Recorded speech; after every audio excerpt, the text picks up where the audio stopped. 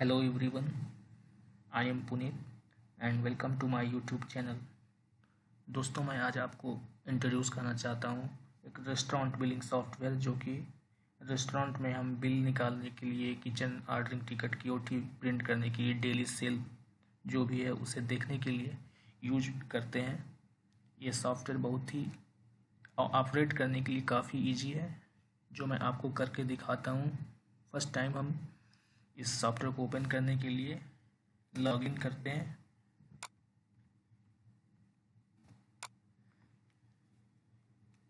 Login करने के बाद हमें इस टाइप का इंटरफेस दिखाई देता है।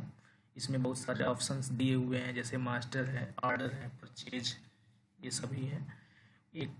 इन सभी को हम आपको एक एक करके दिखाते हैं। सबसे पहले हम मास्टर को देखते हैं। मास्टर की एंट्री हम फर्स्ट टाइम जब सॉफ्टवेयर को यूज करना शुरू करते हैं तो ही मास्टर की एंट्री करते हैं। जैसे कि मान लीजिए रेस्टोरेंट में जो मीनू होता है, मीनू में सारे आइटम का रेट है, किस कैटेगरी में आता है, वो रेसिपी, वो सारी चीज़ें मेंशन की हुई होती हैं रेस्टोरेंट में जो मीनू होता है। तो उसके अकॉर्डिंग हम ये सारी एंट्री सॉफ्टवेयर में कर लेते हैं। अब इसमें जैसे दिया हुआ है ब्रेकफास्ट है, ब्रेकफास्ट में टोस्टेड, साल्टेड, टोस्ट, जैम में से बहुत सारे आइटम जो है ब्रेकफास्ट में है। उसके बाद फिर देखिए कॉन्टिनेंटल शुरू हो जाता है। ऐसे करते करते बेवरेज है, सूप है, नॉन वेज वगैरह है, जो भी है सब हम इसको मास्टर में एंट्री कर लेते हैं, उसका रेट वगैरह डाल देते हैं तो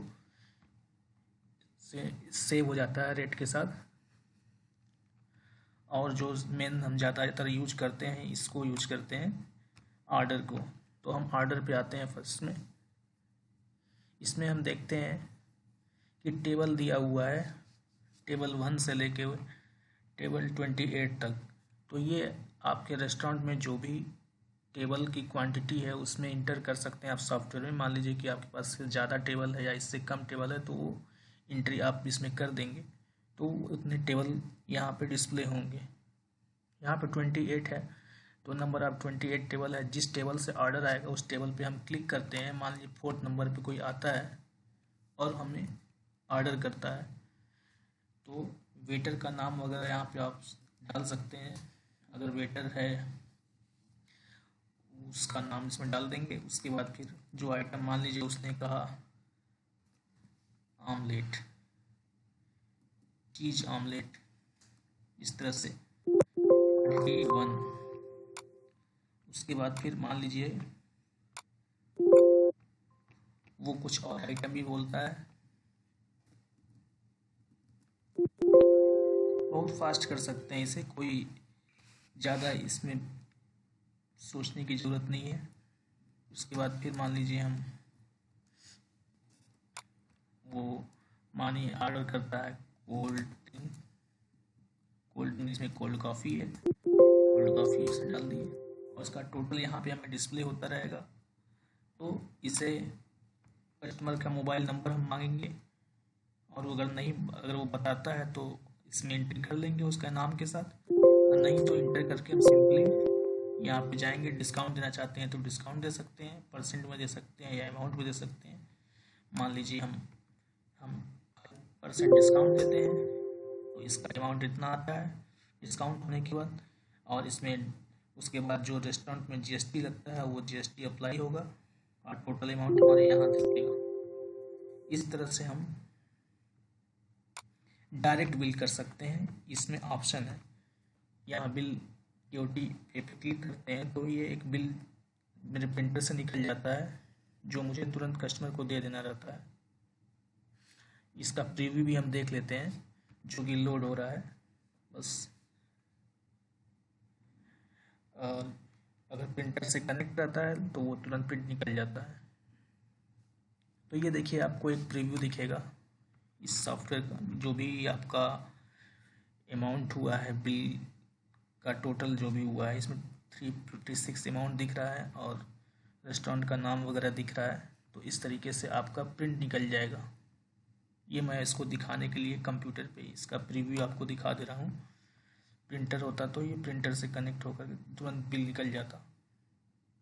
अब हम आते हैं, जैसे कि एक बिल तो हमने आपको दिखाया बिना क्यूटी निकाले, लेकिन बहुत जगह ऐसा भी होता है कि वो डायरेक्ट बिल नहीं निकाला जाता है अमाउंट, वो भी आइटम कस्टमर ऑर्डर करता है पहले उसका क्यूटी निकाला जाता है।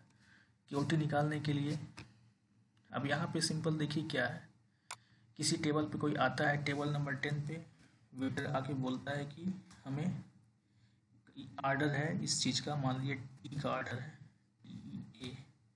टी मसाला, टी लेमन, जो भी आइटम उसने ऑर्डर किया है, और एक कॉफ़ी है, हॉट कॉफ़ी कोल्ड कॉफ़ी जो भी इस पे ये किया, और इसका क्यूटी निकालना है हमें। डायरेक्ट बिल भी चाहे तो निकाल सकते हैं, लेकिन हम डायरेक्ट बिल ना निकाल के किचन में से क्यूटी के लिए प्रिंट करेंगे।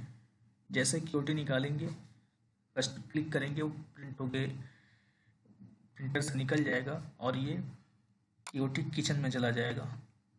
और जितने क्यूटी रनिंग में हैं, जिनका ऑर्डर कंप्लीट नहीं हुआ है, ये सारे यहाँ दिखेंगे। क्लिक करने पे वो उसके आइटम भी दिखेंगे, ये टोटल आइटम वही दिखेंगे, यहाँ पे भी दिख रहे हैं, मैं आपको बाद में बताता हूँ। इसी तरीके से, और मान लीजिए उस कस्टमर को फिर से कुछ ऑर्डर करना है उसी क्यूटी पे, तो इस क्यूटी पे क्लिक करके हम नया आइटम इसमें फिर से ऐड कर सकते हैं। Generate QT for existing customer, इसमें पहले आइटम की एंट्री कर लें, बिना आइटम की एंट्री नहीं कर सकते।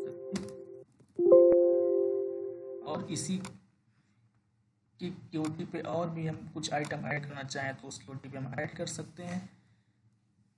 फिर से देखिए 2 आइटम का हमने फिर से एंट्री किया और 2 आइटम और निकल गया इसी टेबल पर से। मान लीजिए कोई आता है, कुछ आइटम ऑर्डर करता है, थोड़ी देर बाद वो फिर ऑर्डर करता है, फिर क्यूटी निकलता है उसी ऑर्डर के लिए, तो यही चीज़ है। तो अब यहाँ पे हम क्लिक करेंगे, इस क्यूटी पे ये आइटम था, इस क्यूटी पे ये आइटम था, टोटल आइटम हमें यहाँ दिखेगा। तो इस तरीके से है। अब कस्टमर कहता है कि बस जो भी है हमने कंज्यूम कर लिया है, अब हमें बिल दे दीजिए। तो इस तरह का होने के बाद हम जो भी है, हम टेबल नंबर 10 पे बिलिंग करना है तो मुझे टेबल नंबर 10 पे क्लिक करना होगा, और उसके बाद फिर कस्टमर का मोबाइल नंबर अगर बताता है तो ठीक है, नहीं तो हम डायरेक्ट यहाँ जा सकते हैं। टोटल अमाउंट का 336 हुआ है, डिस्काउंट वगैरह देना चाहते हैं तो दे सकते हैं, नहीं तो हम इंटर करके क्यूटी पे क्लिक कर देते हैं। मतलब कि ये बिलिंग जो होगा क्यूटी वाला बिलिंग है, बस ये समझने के लिए। अब ये 4 आइटम उन्होंने टोटल ऑर्डर किया था, और कंप्लीट होने के बाद इसका बिल ये निकलता है। तो दोस्तों मैंने आपको दिखाया कि एक बिल आप डायरेक्ट भी निकाल सकते हैं विदाउट क्यूटी, और एक विथ क्यूटी, दोनों हमने आपको दिखा दिया। अब कुछ इसका रिपोर्ट वगैरह देख लेते हैं।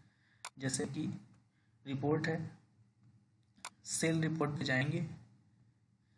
आज के डेट में हम डेली सेल रिपोर्ट देखना चाहते हैं तो उस पर सर्च करेंगे। 15 तारीख का, आज का डेट 15 तारीख है, तो 15 तारीख में अभी हमने जो भी बिल किया है, 2 बिल किया था, टेबल ऑर्डर आईडीज़ का ये था, और टोटल हमारा जो अमाउंट हुआ है आज के डेट का टोटल सेल हुआ है, मुझे आज यहाँ पे दिख जाएगा। तो इस तरीके से हम डेली सेल रिपोर्ट देख सकते हैं इस सॉफ्टवेयर में। और रेसिपी वाइज भी हम देख सकते हैं इसमें कि मेरा रेसिपी वाइज क्या सेल हुआ है। तो ये टोटल देखिए आपका, देखिए जो जो चीज़ आपका सेल हुआ है वो आप उसका रेसिपी वाइज भी रिपोर्ट देख सकते हैं, इसका प्रिंट निकाल सकते हैं। इससे आप ये देख सकते हैं कि हाँ मेरा ये आइटम जो है ज़्यादा सेल हो रहा है, इस आइटम में हमें ज़्यादा फ़ायदा है, तो उसको हम देख सकते हैं अपने अकॉर्डिंग। और इसी तरीके से यहाँ देखिए, आप जो भी एम्प्लॉय हैं आपके रेस्टोरेंट में काम करते हैं, उनका डिटेल वगैरह आप यहाँ ले सकते हैं, उसे सेव कर सकते हैं। तो इसका फ़ायदा क्या है कि आप उन कस्टमर का अटेंडेंस भी ले सकते हैं। आप कस्टमर का अटेंडेंस का एंट्री करेंगे, हर कस्टमर का लिस्ट इसमें आ जाएगा, उसको प्रेजेंट करना है, एब्सेंट करना है, क्या करना है, सब कुछ यहाँ पे ऑप्शन में दिखेगा आपको। उसको करने के बाद यहाँ पे ओके कर देना है, तो ये आज के डेट का उसका अटेंडेंस लग जाएगा। आप देख सकते हैं कि आप कि इस मंथ में कौन कौन कितना लीव लिया है, कौन कौन नहीं लिया है। इसके अटेंडेंस के हिसाब से आप इसका रिपोर्ट निकाल सकते हैं। तो बाकी ये सब नॉर्मल चीज़ें हैं, जनरल चीज़। आप जो स्टॉक में आप परचेज करते हैं रेस्टोरेंट में यूज करने के लिए, वो सारे चीज़ों की एंट्री आप करेंगे। उसके बाद फिर ये स्टॉक है, स्टॉक की एंट्री है। यहाँ पे आप स्टॉक मतलब स्टॉक में आप क्या क्या आपकी पड़ा हुआ है वो चीज़ें आप इसमें देख सकते हैं। और स्टॉक के अलावा इसमें जैसे स्टॉक का यूज रेस्टोरेंट में जनरली किया नहीं जाता है, लेकिन अगर आप रेस्टोरेंट में स्टॉक मैनेज करना चाहते हैं तो रेस्टोरेंट में आप मान लीजिए कि जो भी आइटम परचेज करते हैं वो तो, जैसे कि मान लीजिए आपको चाय सेल करना, तो चाय को परचेज नहीं करते हैं डायरेक्ट। जैसे कि हम उसके लिए दूध है, अदरक है, चाय पत्ती है, उसको परचेज करते हैं। तो अब हम उसका रेसिपी तैयार करेंगे। ये चीज़ इसका ऑप्शन यहाँ पे इंग्रेडिएंट्स है, इंग्रेडिएंट इन रेसिपी, ये सारे चीज ऑप्शन है। तो इसमें क्या होगा कि हम सारी चीज़ रेसिपी का वो जो भी क्वांटिटी हम उसमें यूज कर रहे हैं अपने रेसिपी में, उसका क्वांटिटी जो मेजरमेंट है उसमें एंट्री कर देंगे। अगर हम इससे को एंट्री कर देंगे तो हमारा स्टॉक भी मैनेज होने लगेगा। तो हम मान लीजिए कि 1 कप चाय सेल किए, तो उसके हिसाब से मेरे स्टॉक से उतना उतना आइटम जो भी हम 1 कप चाय में यूज करते हैं वो उतना रिड्यूस हो जाएगा। और नहीं तो आप जनरली बिना ये जो भी इंग्रेडिएंट का एंट्री किए बिना आप ये बिलिंग कर सकते हैं, बिना स्टॉक को मैनेज किए हुए। और तो दोस्तों, ये रहा मेरा एक brief introduction restaurant billing software के लिए। आशा करता हूँ आपको ये वीडियो पसंद आया होगा। अगर आपको ये सॉफ्टवेयर यूज करना है या सॉफ्टवेयर को किसी रेस्टोरेंट में यूज करना चाहते हैं, तो आप बेशक इस मेरे डिस्क्रिप्शन बॉक्स में दिए हुए नंबर पे कॉल कर सकते हैं। तब तक के लिए bye bye, thank you very much.